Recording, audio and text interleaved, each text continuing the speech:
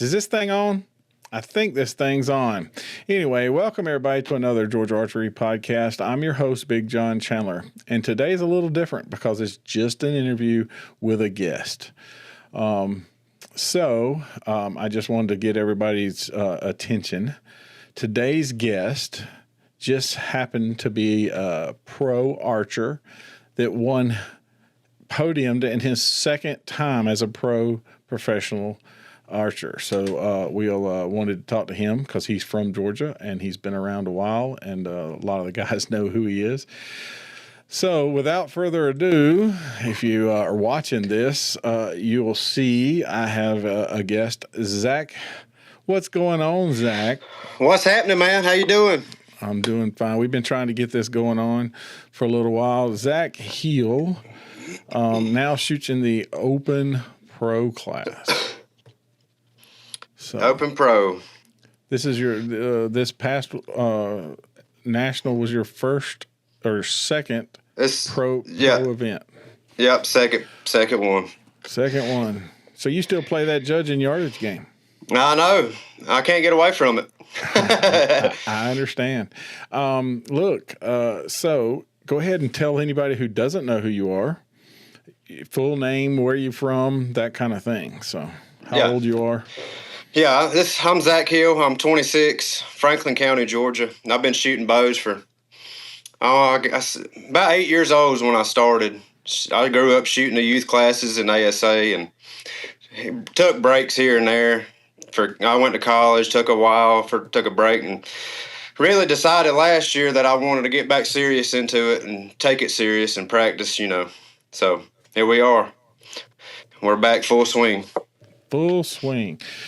Franklin County, bunch of good guys up in that area that you've hung out with that I guess you hunt also. Oh yeah, a lot.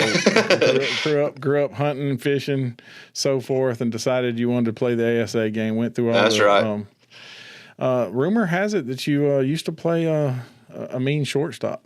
Yeah. That's what I always used to do between shortstop and shooting bows, man. That's all I ever did. So just so they, somebody told me to call you Zach Raphael Hill.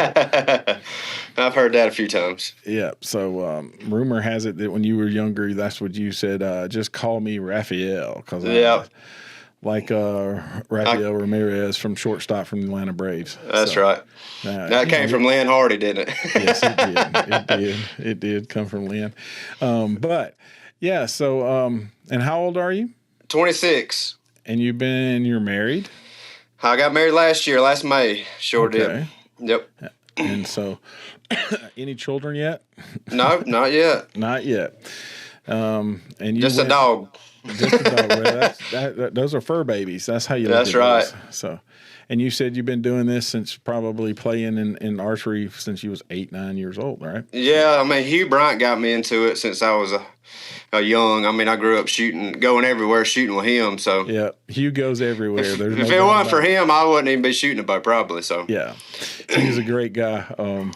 I was glad to see him at the last shoot, because we walk in and got to see him. I'm like, it's a good thing because we've been friends for a long time, and I know you. That's your riding partner. To all the shoots and stuff. That's it. That is. Yeah.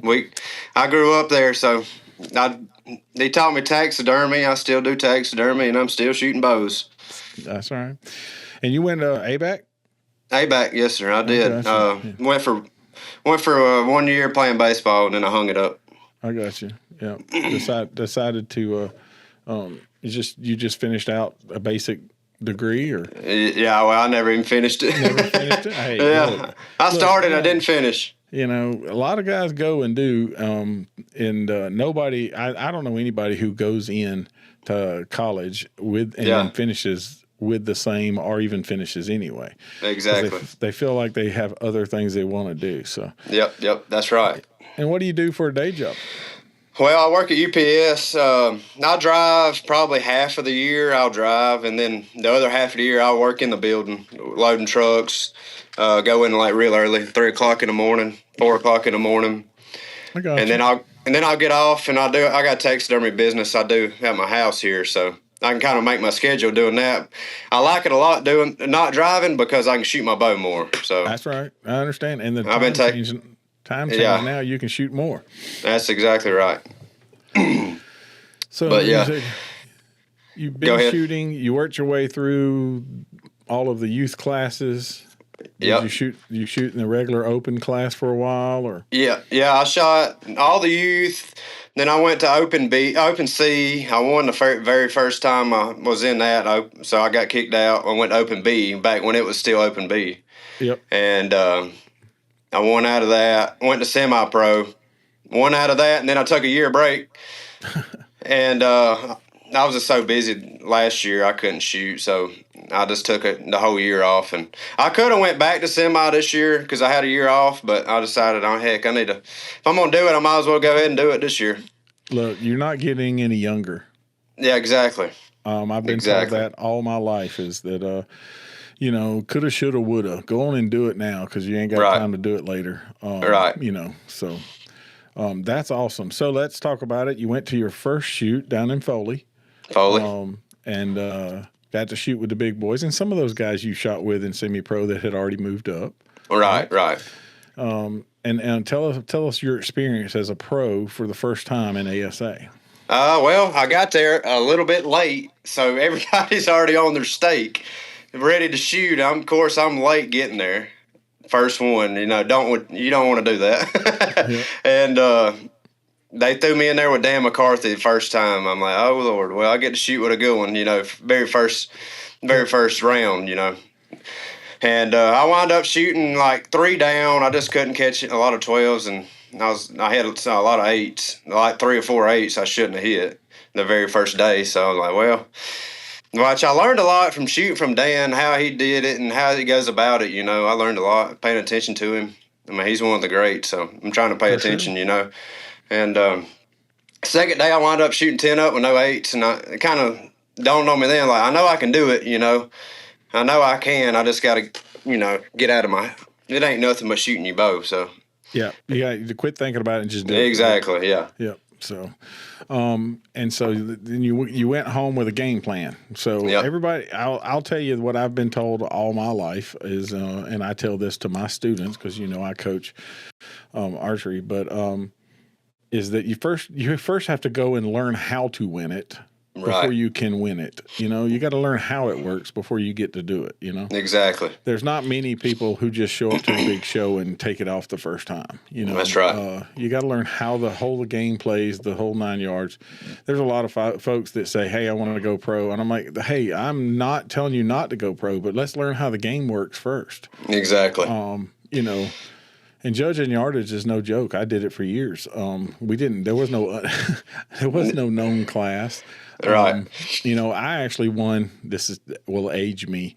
I won the last shooter of the year in bow novice class. Oh, really? So if that gives you how long that was, because we judged yardage in bow novice.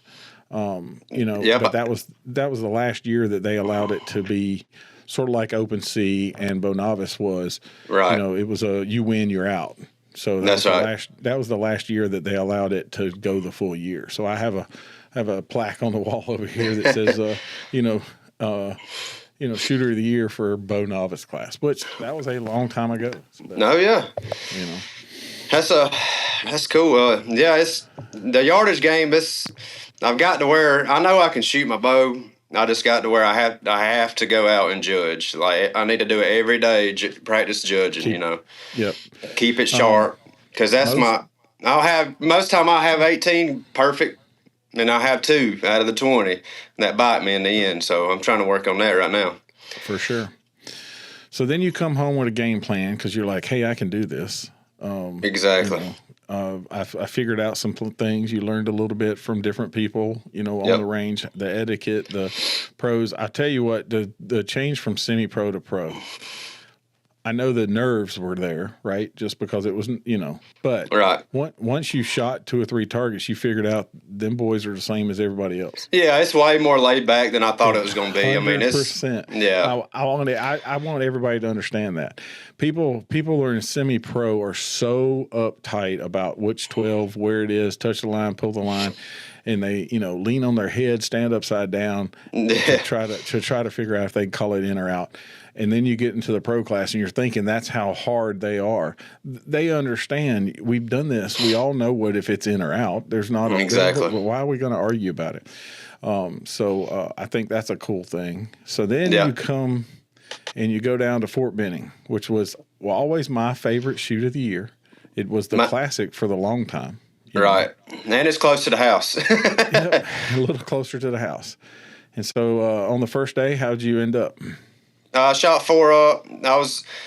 I shot good. I should have shot higher than 4, but I was just barely missing them, all around it the whole day. I shot 3/8, which I'm not proud of that, but I wasn't missing them by much, just right up under the 12.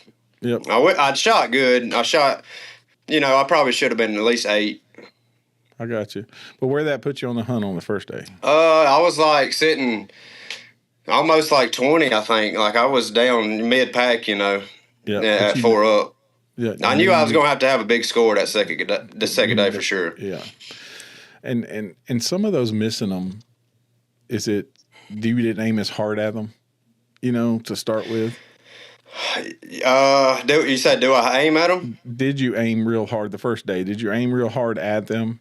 Oh, yeah. I mean, I aimed at them. I mean, I tried to hit every one of them. Okay. That's all I'm asking. Because some people take that slow ride the first day and try to figure out they calibrate their rangefinder. Well, the first few targets, I try to do that. And then I'm full force at it. Full force. Yeah. And you shoot uppers? I shoot upper every now and then, but not a lot. Okay. Not a lot. So I'm that guy. I don't shoot an upper a lot, and the reason being is because we didn't shoot uppers for so long. I grew up shooting the lowers. I mean, it's just so natural to me to aim at the lower now. My bow just goes straight to it, Right. Target. It's just where it hangs, and then I'm like, I got to tell myself an upper, don't go down there, Yep, exactly. That's why I asked, because there's a lot of guys. I mean, even Jack changed the way he plays his game. He used to just aim at lowers because that's what we had, but now he's an upper shooter, Yeah, there's a lot of people that's changing. Yep. So, and I think it's better in the way of now you have less chance of kicking out because you have 2 options instead of 1, Exactly. If you're the 5th guy in the pile to have to put an arrow in that lower 12, it's going to be hard. Yep. So the good thing is their upper is there. So yeah, I try to practice them, just in case I got no room on the lower, then I have to go. Which on the I got a target like the hyena. I usually try to shoot uppers on it because I always judge it 2 yards low for some reason. I don't know why, but I try to shoot uppers on that one. Judge it a little short, huh? I judge it short every time. I got you. Well, I mean, I used to judge the black bear short. I don't know why. Don't ask me why. But I would add 2 to the black bear no matter what number I got. Exactly. If I was confirmed on the number, I still added 2 and then I'd hold, Yep. And if I, it's just what it was. So now I don't judge. I have my little you gotta worry about that. My trusty rangefinder. And but you know what? It's a game, and it's hard to play if you've played unknown for so long, and then you go into the known.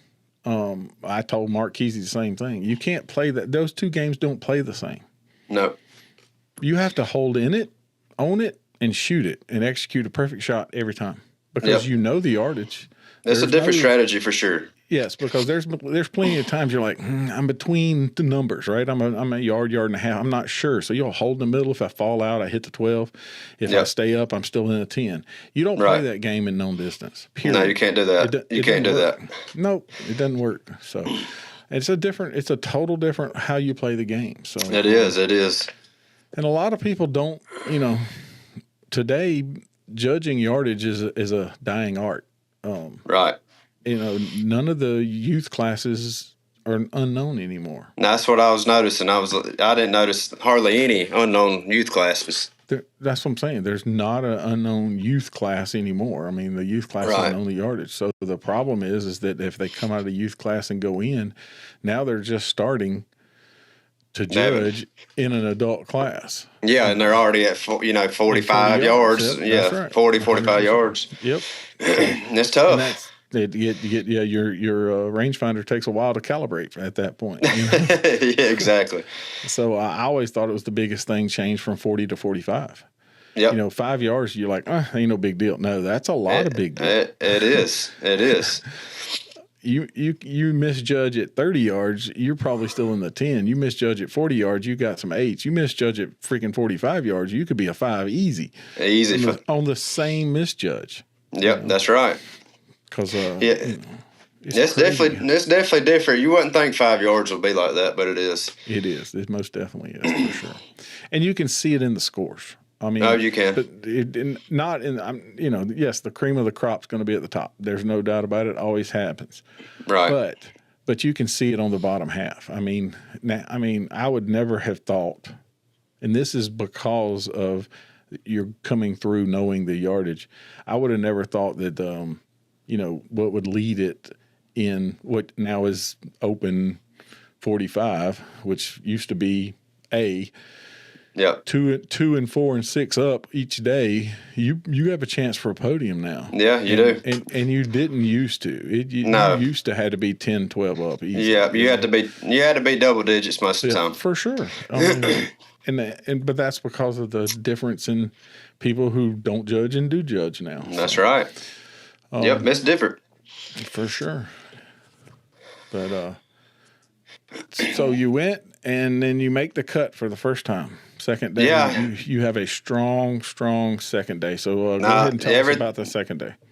Second day, I knew I was going to be aggressive. I mean, what I got to lose now, I know I had to have a big score. I figured, in my head, 20 to 24 was probably going to be the cut. So I was like, I'm going to have probably the best shoot I've had all year.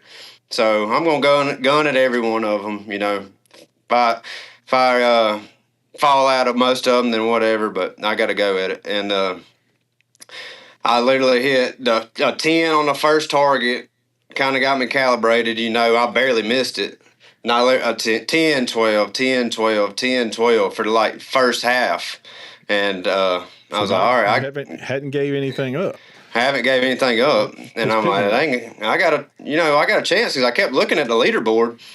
And they wasn't getting, they wasn't going way up. So I'm like, if I finish strong, I got a chance. At first, I really didn't think I had a chance, but it was probably like that 15th target. I haven't hit an 8 yet. And I knew I was going to need a few more. I'm sitting at 16 up right now. Mm-hmm.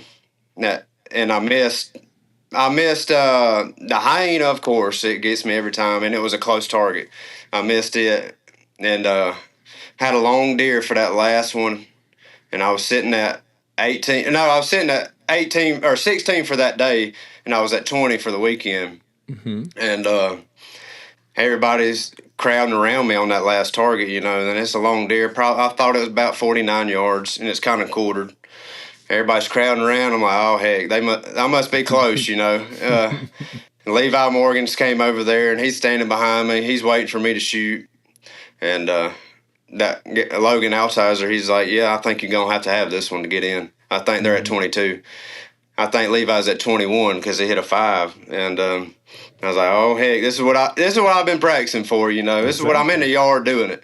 Yep. And I put a strong number on it. I figured I was either going to hit it or fall right below it. And I fired, and they said, yep. And it was dead in there, and I got in by that shot right there. Yep. It was the last target of the day. Logan's a good kid, too. He's working hard to get it, Yeah. So who was in your group the last day? Because you were farther down the list. So yeah, it was Logan Altizer, Matthew, what is his last name? I can't remember his last name. He's also a rookie, too. So he was shooting very good. I mean, he was actually ahead of me at halfway through. He was on fire, and he had a chance to make the shoot down. Mm-hmm. And then Hunter Hogan, he's the other one. Yeah, so, I know Hunter. Mm-hmm. Yep. Yeah. So that was a good cool. group. It was a good group. Yep. And so then you fire it. You go down there. You finish it up. They put your name on the board. I wasn't sure if I made it yet. Nobody would tell me for sure. I'm like, I think you got it. I think everybody's at 22. I'm like, well, am I in or am I not? I ain't never done this before. That's right. So then they finally erased the numbers and put everybody on there, right? Yeah, I snuck in on the last target. Snuck in on the last target. I wasn't on the leaderboard the whole time until that last target. Hey, sometimes you got to snipe them, right? Yeah, that's right. And just get them. So then you're fifth on the leaderboard, I'm assuming, when it comes in. Well, everybody's 22. Yes, everybody's sitting there. Yeah, but it just has to do with the bonus rings, yeah. Bonus rings, right? So everybody. Yeah, I was actually tied for second. That's right. Yeah. I think there's a 14. I think it went from 15 to 13 on the bonus rings. Well, I mean, we were right there. Yeah, we were so close. Yeah, for sure. I knew it was going to be a good shoot down when I seen that. Yep. And this will be the first time you've ever done that on the field and do the whole 9 yards, right? Yep, that's it. So was you nervous? I mean, I had a little nerves, but I wasn't. I'll be honest with you. I was more nervous on the 20th target to make it in than I was in the shoot down, to be honest. Look, I got the cut now. You got to make the show first, right? Yeah. I've always wanted to do it since I was a kid, and I finally did it. But I had a little nerves. I'm not going to say I didn't, but I wasn't. Nothing that was affecting me, But for sure. Well, that's awesome. That's the cool part about it. So now let's go to the shoot down. You get to watch the other classes shoot first. Yep, I had to wait. Had to wait for the TV time to kick on. That's right. And then your class is the last class to shoot, right? I mean, missed the last class. You have to watch, and you watch the known distance guys shoot their ends, and then watch them reset the field. And then y'all all have to go down and take your minute to figure out your numbers. And something you have never done is look at 5 targets and try to get all their numbers. It was new. It's a different monster. It is. So you came in on second. So they called your name.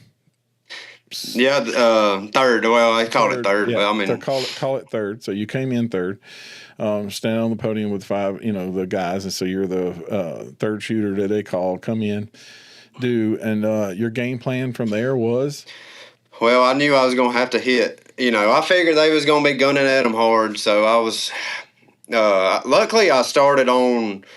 The longest target was the bear. I started on it because I didn't really want to start on the close ones because I figured I might have to have that 14, you know. Yeah. So calibrate the first one. Right, and I hit a 12 on the first one. It was, max yards, 50 yards. So. Yep. And the second one, it was a wolf. It was closer. It was like 38, I think it was. And I hit a 12 on it, and I'm like, dang, I'm rolling. I need to keep rolling. And then the third target was the turkey. Yep. No, it was a cougar. My bad. No, cougar. Mm-hmm. It was like around 44 yards, and I hit just a little bit. I misjudged it by, a yard or two, probably a yard and a half. Hit a little high on it, and still 10. Yep. Nothing hurt. And then I seen that Glenn Bordwell had a 5 at that time, and I was sitting in first. And Brady Myers, he missed the first one, and he never missed another 12 after that. I mean, he went 4 out of 5, but I didn't know he was still like 2 points behind me right there. And I was like, I need to hit, these next ones because I know they're going to be gunning at them hard. And I figured I ain't counting Dan out or Joseph either because they're going for the 14s, I'm sure, and they probably will hit one of them. And I hit I never hit another 12 after that. I mean, I was just misjudged the cougar a little bit, and the turkey hit just right over him. So I got you. Okay. And Brady got caught on fire, and he took off with it and ran away from it. Yeah, he did. He shot very good. I mean, you can't. I should have hit the close antelope for sure, and I was right over it, just a 10. Yep, for sure. But you made the show, so that first off, you made the show, right? And then you worked enough to stay on the podium, Yep. Because there's lots of times that you can't stay on the podium, and the guy in 5th place doesn't have nothing to lose. He'll shoot at 14 he can if he can get there, so he can push himself up the list. So, right. The middle pack is hardest to do. The guy that stands on top has to defend himself. The middle pack is trying to move up, but yet you just got to keep looking behind you because that guy's coming too. He's coming. And so that's one of the harder spots, in my opinion, to play. Is the fifth place has nothing to lose, right? That's right. Nothing. Yep. If he shoots all fives, he's still in fifth place.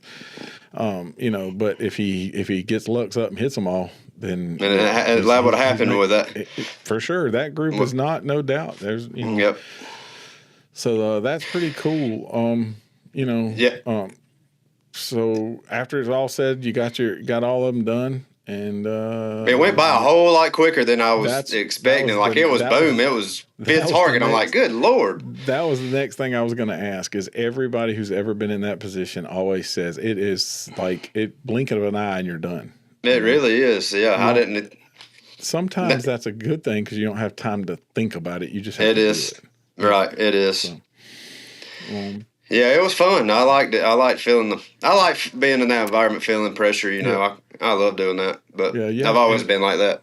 That's cool. I mean, you play ball, so you understand. You've done the things too, so you understand how you got to make moves to get to where you got to get. So that's right. So that's awesome. Yep, it was fun. Pretty cool. So your plan for the next one? Plan for the next one is to do what I did on that Saturday, shoot a score like that. But it might. I understand. If I don't make another one, I'm fine with it. But I've been practicing more now than I did before. I feel like I think I got a fire lit up under me more now. Hey, sometimes that's what you got to have, right? Right. Stay in the spot, Yep. But yeah, I'm looking forward to it. I mean, I'm going to try to have a better first day because that's usually when I, don't shoot as good as the first day for some reason. And so that's what I'm going to try to work on this time, Well, that's what I mean, you can't you can't win it on the first day, but you sure can lose it. You can lose it. That's right. There's no doubt. So, yep. I mean, first days, putting 2 days together for most anybody is not an easy task. And some of them if you can swim on the first day and keep yourself in the hunt, then the second day you can turn it on. But if you don't put yourself in the hunt the first day, it's an uphill battle for sure. That's right. Yep. Playing catch up all day long. And then looking behind you every time or looking ahead of you, trying to figure out where everybody's at, what you got to have. And sometimes we make rookie mistakes, right? Shooting at something that maybe we shouldn't have, or it was a little dark, couldn't quite see it, and I just had it on anyway. Being hard-headed. I do that a lot. Oh, me. But that's awesome. I wish you the best. Like I said, how many is in the rookie class this year? I think there's 5. I'm not 100%, but I think there's 5 of us. Man. So it's going to be, especially the Matthew guy that I shot with on that Saturday. He's been shooting good. So that's good. That's awesome. It's going to be shooter of the year is one thing, right? And we know for the last zillion years there's been 2. Yeah, exactly right. It really has. For shooter of the year, they've played that back and forth game. Some carried it for a bunch of times, and some. Yeah. But so that's not an easy task, but it's on your list. How you want to get as close as you can to that list. Sit on that podium for sure. And then, rookie of the year is one of those things that I always had thought that would be something that if I would go in as a rookie, that would be my goal. Because then that achievement of being the rookie of the year means that you've done something enough to know that you're supposed to be there. Right. Yeah. That's what I'm going to try to do which I was going to miss ASA this year, and I had to cancel we was going to Colorado, and I had to cancel that because I'm like, look, I can't miss a tournament. I got to get the rookie of the year. So I only get one chance of this. Well, no, me and my wife was going on vacation. And we didn't realize it was on ASA weekend. Uh-oh. But we canceled it. Okay. So what do you think about the now that pro classes for the last few years have done Friday, Saturday, but what do you think about the whole organization shooting Friday and Saturday now? I kind of like it, to be honest. Okay. For me, at least, I like just get home earlier. I mean, heck, we used to stay until Sunday all the time, but now we head home on Saturday about every time. But I like it. Yep. I tell you what I like about it is that everybody has to shoot together again. Yeah. That too. Yep. The guy who and we've had it play the weather. It's going to rain on Friday, so I'm just going to wait and shoot my Saturday Sunday line, or it's going to rain on Sunday, so I'm going to shoot my Friday. But a guy who can't get off work. Yep, that's exactly right. Whatever day, now he has to plan it that way. So, if you're going to play the game, you got to play it together. But the best part about it is, I'm in the largest class in ASA right now. Really? The senior known class is the largest class there is. No, darn. How many is in there? We had 97. Oh, that's good. At Fort Benning and 119 in Foley. Oh, darn. So, but the coolest part about that class myself is it's all the guys that I've shot with for so many years. Right? Oh, okay. Well, that's good. So even if it's known, a lot of those guys have we're done playing the yardage game and we're just going to shoot. We all went different ways, right? Went into the known, went into the open, went into the hunter, and all these guys have sort of mingled back into the senior known class. And so these are guys who I've seen in different places and different times, and we've all shot, when I shot pins together, and then they went to the open class and I went to the open class and I judged for a little while. I shot the first ever known distance class in ASA. No, really? There were a total of 17 of us that shot that class, and boy, that's wild. we got fussed at. For what? That's because known distance ain't what ASA is, and I told them, I said, listen, it's not about, I'm not shaming judging yardage. I think it's a skill and an art. Yeah. But I don't have time for that. Exactly. So now I can come in and shoot my bow. It's good that there's options. Exactly. Yep. And I can come in and shoot my bow and have time to shoot. We were in Gainesville at the Newberry Center. The first year they put a known 45 class, and there wasn't but 17 of us in the group. And so I've seen it grow from that 17 to 120 now. Well, that was just the regular known 45. Now, 90% of the classes are known. Yeah, yeah, that's true. And so it's amazing that the number, and that has to do with time.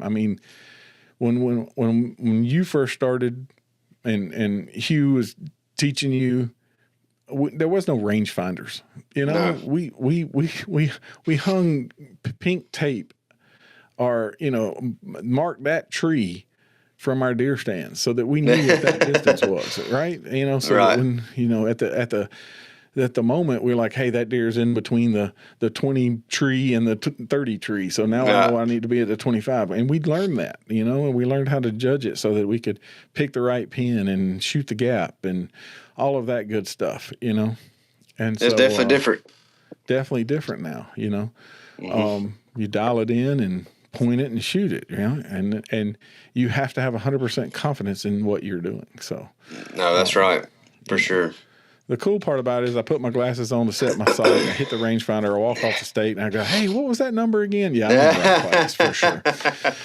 Yeah, you're in the right class. If you're wearing spectacles, you may not. That's senior class. I might as well go there. So that's right. And we have the most fun because we know that this ain't going to change our life. We're still going to eat the same food, still going to sleep in the same bed, and still do our thing. But we have a blast. It is the most fun I have had at ASA in several years. This past one?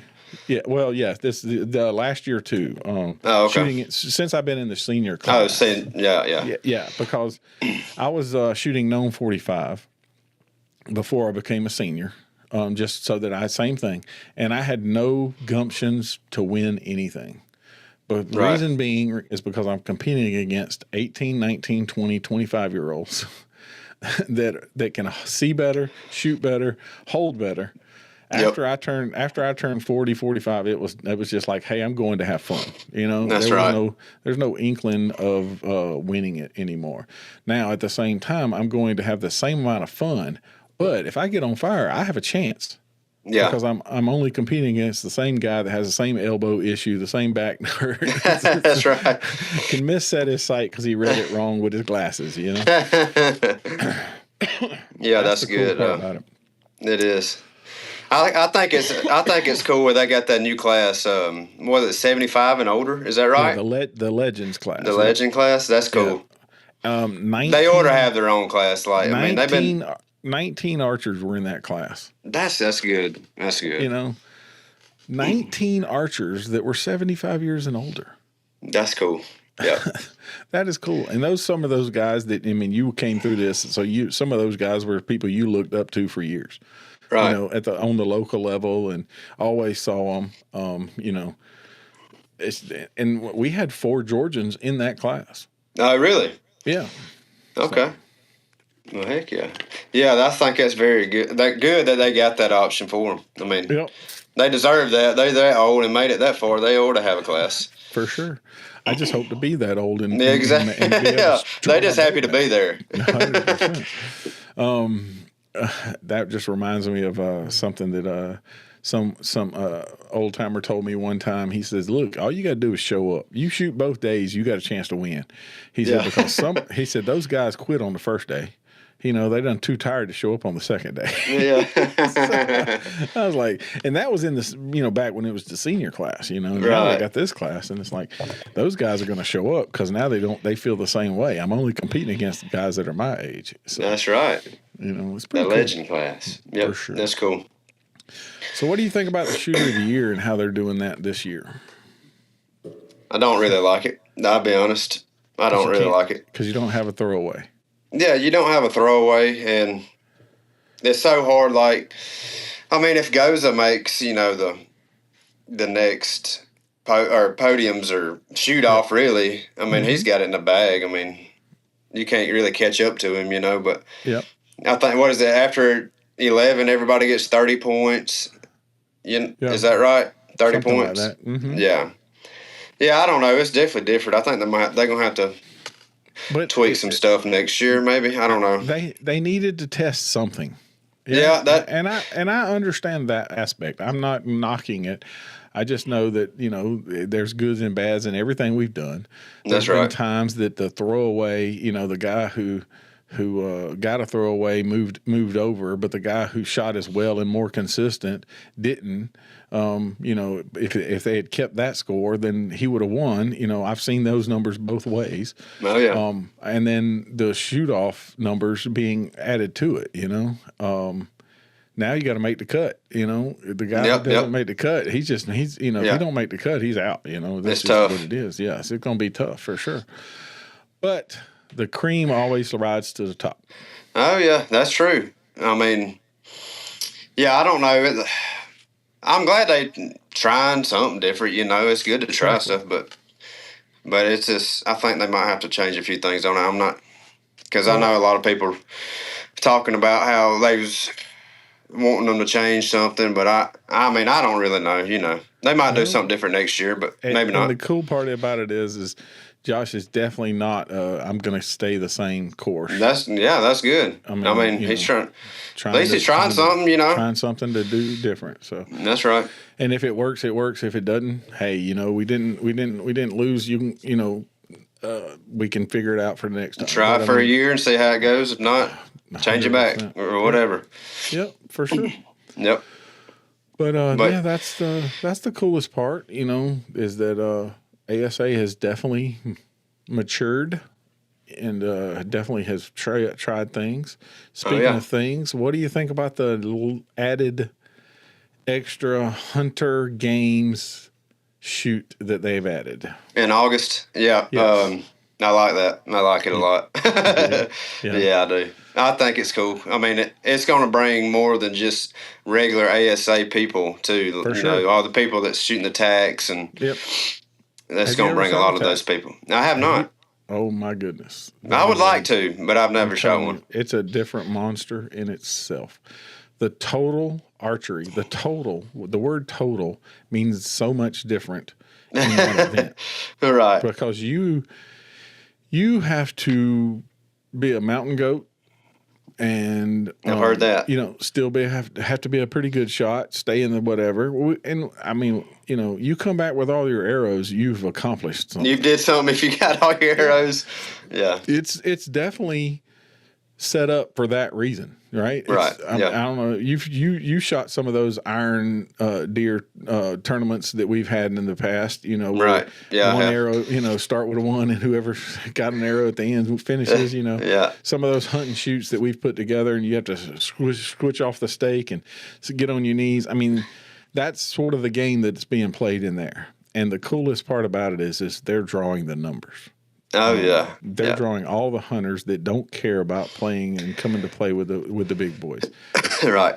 I do believe that I told somebody the other day that I said, somebody's going to make that cut that we don't know who they are. Oh, that's 100%. I'll guarantee that will happen. I bet. It's going to be somebody that has just blistered the tack courses, you know. Right. It'll be that's all they do is that kind of shooting, you know. It'll be a lift, run, shoot type guy who that's what he does. I mean, he's an elk hunter and runs those mountains all the Cam Haynes guy. Yeah, 100%. That will be in that mix and be like, who's that guy? You know, don't get me wrong. I still believe that some of the guys that we know will be in the cut just because it's, you know, they're that good anyway. Yeah. So, but yeah, so I think it's a cool thing, and to allow everybody to have that game. You know, get your hunting bow out, get it out, play a game, and do it. I will say that I think everybody should go shoot a tack at least once. Yeah, I would like to. I would like to try it out. It's, you know. But yeah, I'm looking forward to that August shoot. It'll be fun doing that. So you building a bow just for that, or is he going to use the hunting bow that you always have? Or I don't know. I might have to get another bow because my hunting bow that I usually use is only 30 inches axle by axle, so I might get something a little longer. I got you. We'll see. I don't know yet. Well, speaking of bows and what you know when you're in the pro class, you got to shout out your sponsors. So tell me what kind of equipment you're shooting and who you're shooting for and that type of thing. Yep, I shoot Elite.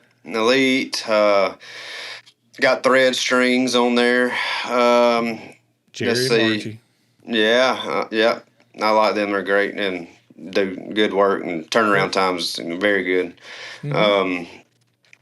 A CB, which I just switched to Bowfinger as my sight and my scope, so I was shooting CB for the longest time, and I'm on Bowfinger now, and I'm really liking it. I just got it at the ASA, so just trying to get used to it. It feels good and feels very well built and sturdy. And let's see, Ultra Arrows, and that's about it.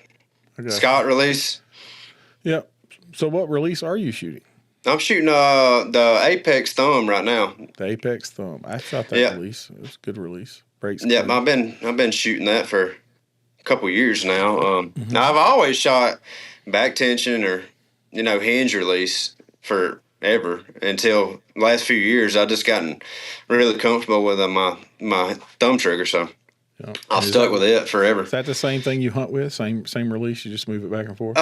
No, I actually hunt with my true ball release. I'm just asking, Yeah, I actually hunt with a true ball just because it clips on my D loop and I let it hang there. That's the only reason I use it. But yeah, I like it a lot. I've been playing with it just a touch. I lighten it up just a touch, but yeah, I've used to never shoot thumb trigger, so. Yeah, I don't know what got into me. I just feel comfortable shooting it now. Yeah, if it ain't broke, don't fix it. If it's working for you, keep going, right? So, which bow are you shooting? I'm shooting the Victra right now. The Victra. And what bow did you shoot before? I mean, you've been shooting Elite for the last couple of years, you said? Yeah, I've been shooting Elite about 4 years now. All right. So, 4 years, yeah. So what do you think about that bow? At first, I struggled with it, I ain't going to lie. I could not get it to hit.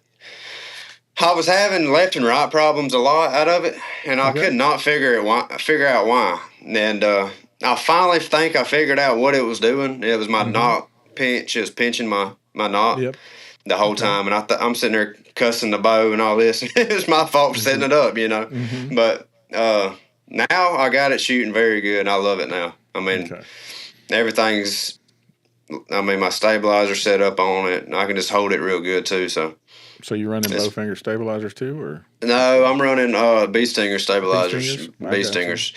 I've been with Bee Stingers for a long time, and I just can't. I don't know. I just got a bunch of. Yeah, it's just comfortable to me, and I'm used to it. So I understand that. How much weight do you run on the front versus the back? Everybody asks these questions, so I'm just asking those questions too. I'm one of those that change it a lot. So at the beginning of the year, I start out a little lighter just because I got to get my muscles back used to shooting and stuff.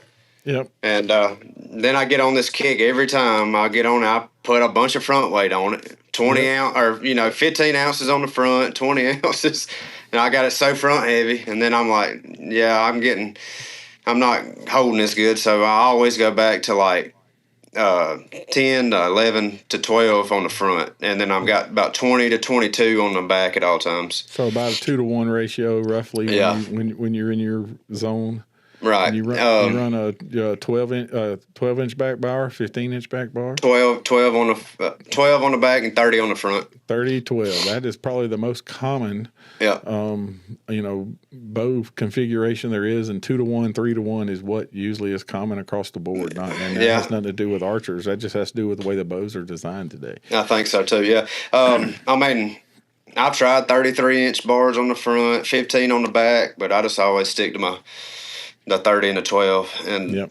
Okay. I like a little heavy bow. I feel like I can hold it a whole lot better, especially under pressure too. I feel like it helps a lot, but calms that pin float a little bit. Yeah, it does. It does. I tried the light setups, but I just ain't as consistent with it.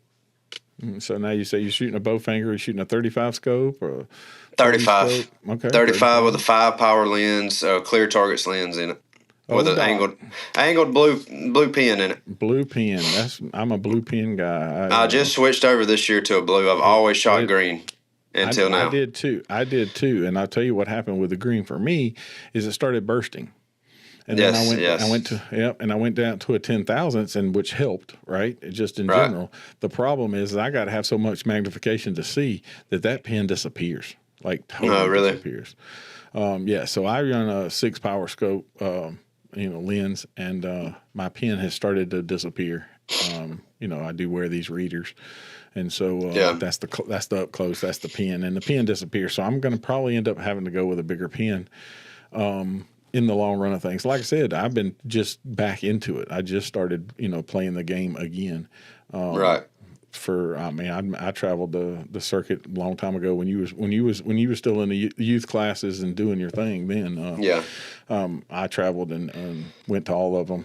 I mean, I shot Myrtle Beach. I mean, we shot some other places that ain't even on the circuit nowhere close. I shot the last Texas. Yep. But and then I took some time off, and then I decided to come back. And the comeback's a whole lot harder. It is. Comeback is a whole lot harder, especially the older you get, But definitely, fun. The blue, to me, I just switched to it this year, and I feel like I can really. I mean, I have to use my light, all the time. Which light you using? I'm using the E-TAC now. E-TAC, okay. So when you set your bow down, it cuts itself off, and I got a sleeper mode on it, but. But I like that pen a lot. It's grown on me. I ain't gonna lie. I don't know if I can go back to a green now. That was the change. I shot green in Foley, and then I ran my test bow with some test things without messing with my bow that you don't want to mess up the one the one that's getting you're comfortable with.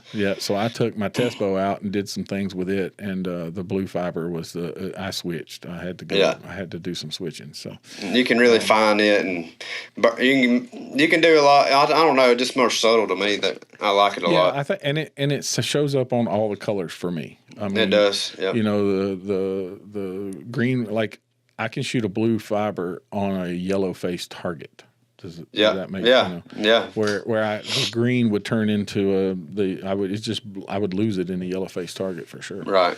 So and then that's cool. So yep, that's a new thing I did this year. Switch to that, and I switched to a 5-power. I've always shot 4, and then I went to a 6. I actually shot a 6 in Foley, and and I feel like I was just seeing a little too much movement for what I like to see, and I switched to that 5, and I really liking it so far. Doc sells a lot of that 5. He does. He sells a lot of that 5. Yeah, I like that.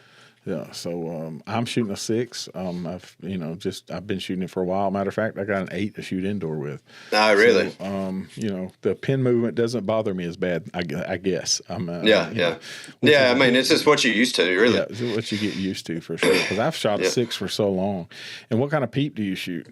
No, Hamsky peep. Yep, Hamsky peep. And what kind of rest do you shoot?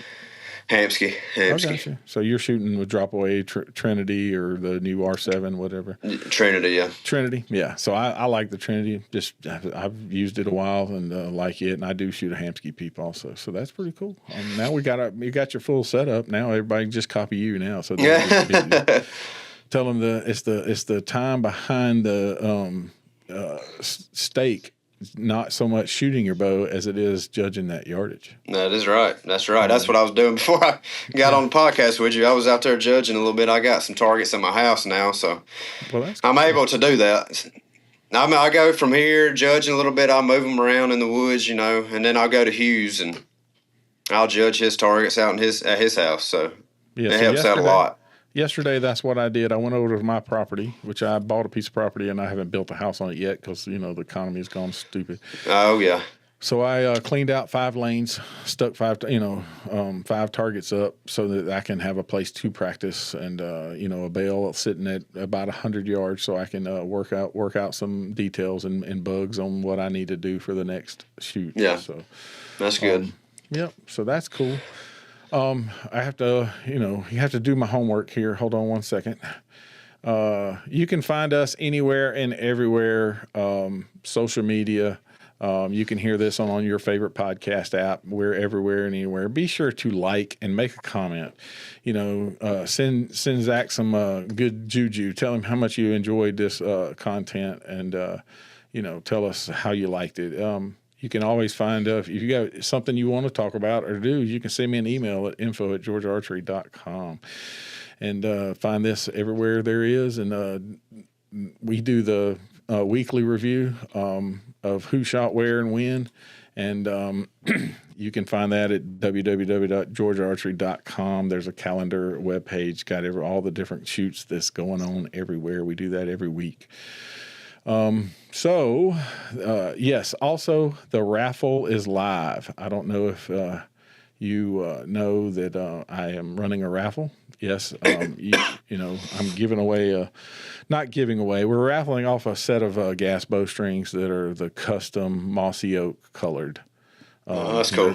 He's only building 500 of those, and so $20 a ticket. And that's what we're giving away. And I'm going to draw that ticket first, and then I have some other hats and different odds and ends stuff that we'll give away for everybody who put in for the raffle. So you can go to the website and get that. Click on there, purchase a raffle ticket. It's simple. I'm trying to get them all sold so that we can draw that out. So if you are listening and you want to go chance to win that set of strings, do that for sure. So you've been shooting Elite for the last few years. Are you a signed shooter for them, or how's that work? Or you weren't through a shop, or now you're straight through? We'll have to deal with Darren. And I shoot with Stephen Altizer a pretty good bit, and he's the Southern Shootout Circuit, so he shoots all them with us. So him all the time. Shoot those, Stephen's a great guy. I've been knowing Stephen a long time. We sold Elite, and we sell Elite, and sold a lot of Elite, and we got some Elite shooters. Alicia and Ken, and LJ. They all shoot an Elite out of the store. So, Ken's a known pro shooter. So right, and of course we can't forget that other guy. The young kid that shoots in that known class, Curtis Broadnax. Yep, you can't forget about him. Big time, I tell a story, and I watched him shoot his first tournament ever, and no, really, that's cool. So I've been watching that kid shoot for a long time. Yes, he's a kid just like you're a kid, and he's doing it right now, that's for sure. He's doing very well. Yep. He has definitely turned it on a little bit to stay in the mix. He may not win them all, but he's in the mix. And that class he's in is very tough. No doubt about it. I mean, them boys ain't no joke. No, they're not. They're heck of shooters for sure. Yep, you can't mess up too much on that class. No, for sure. You can't mess up at all, really. No, I mean any class you can't mess up on. If you mess up, you're just hanging it up. You're donating money for the rest of the week, and that happens. But you grew up wanting to shoot, and you judged yardage pretty much the whole time. You shoot pins first, and then went to open, or you start in an open class, or? I pretty much started in open. Yeah. I've always shot an open sight, the mover style, and pretty much open setup, long stabilizers the whole time. So you went through the CBA pro I did line that way. So yep. Yeah, I took some years off between here and there. So yep, that's awesome. But yeah, I have 5 questions to ask you. I do this to all of my guests. So in this, they're oddball questions. They're not like, we asked how old you were and where you were from and that kind of stuff. But these are always going to be weird, funny questions. But it just helps people, get to know you outside of just archery, right? Yeah. No. So, what's something that you learned embarrassingly late in life that everyone else seemed to already know? Something that you learned late in life that you thought, well, darn, everybody else already knew this. Why didn't you tell me? Oh, Lord, what is one? Let's see. I'm sure there's something. I can't think of it. I don't know. I can't think of. I know there's something. I just can't think of it right now. I caught you on the spot now, didn't I? Yeah. Something that. Yeah, I was a late learner. I'm looking in my house right now, and I did not know for the longest time that you got to put an air filter in your house. I didn't grow up having to have one of those, so that's right. Now I do, and it's new to me. So see, there's something that is like embarrassingly late. Yeah, I'm like, what the heck? I should have known that. Yeah, well, it's one of those things that you always didn't know. Yeah. What's the last book, movie, or TV show that made you cry? Oh, Where the Red Fern Grows. Where the Red Fern Grows. That's a sad movie and book. Hey, I'm a dog lover too, so that's yeah, for sure. And if you could make one small weird change to everyday life, what would it be? Like, let me give you an example of changing the direction of doors so that they, how they reversing the direction of doors opening and closing, or something that's weird and small that you think, hey, if I could do that, it would make same so much better. Let's see, what would I do? I would change the speed limit right here at our house. I get so tired of it. It's on the slow side. You want it faster. Yeah, I want it faster. I understand. So I know the answer to this one, but we're going to ask you anyway. Hiking or video games? Hiking. Yeah, I didn't see you as a video game guy. Yeah, not. I used to play a little bit when I was in college, but I haven't picked it up since. And the 5th question is, what celebrity have you been told you look like? Riley Green. Riley Green. All right.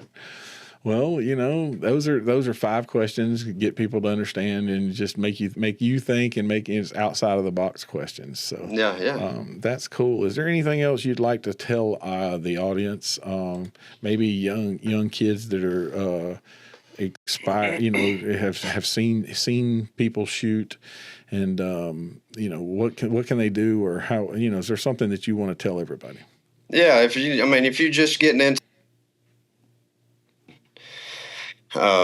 we lost ask pros. You got me now? Yeah, say it again. Start over. Okay.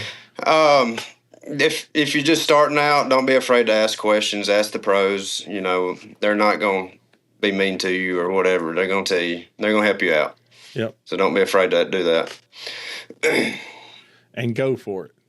And go for it. Don't be scared to go for it. Go for it, because we didn't get any younger. We don't. No. You only live once. Exactly. And you said you work for UPS. I tell you, there's a lot of professionals, a lot of people that are in this industry that have had another job and did that for many years, and then finally decided that they could quit that and do this full time. So it's not that there are only a few, I can count them on my hand, a few that are either, that do this for a profession and don't do anything else. Yeah, there's not many. No. I mean, they all have a day job. Yep. At least they do something, yeah. Yeah, and even if it's in the industry, I mean, Tim works in the industry, Right. He still works, right? And then, Dan is helping with the arrows and the stuff, that kind of thing. So they all work in the industry, and then Levi himself is he's an exception. He he's got it going on the hunting side too. So. Yeah, but he has to maintain the hunting side of things too. Oh yeah. I'm sure it's like a job to him on that side right now. For sure. Staying busy. So that's what I'm saying. Everybody who's done it, there ain't been but a few that have not that do it for a living and don't do anything else. Yeah, exactly. Don't think that should be holding you back for sure. Nope. Well, I appreciate this, Zach. I enjoyed doing. Where can people find you if they want to follow you? I'm on Facebook and Instagram. Zach Hill. Zach Hill 1. Zach Hill 1. Yep. So, yeah, y'all can follow him. We wish you the best. We hope to have you on again probably later after you've won all the rest of them. And we can talk about the greatness that you had for this year. So, yep. Hopefully it's only up from here, but we'll see. For sure. Well, we appreciate your time today, buddy. And all righty. Look, take someone, teach them how to shoot a bow. It will last them a lifetime. Until next time, I'm Big John. That's Zach, and we'll see you.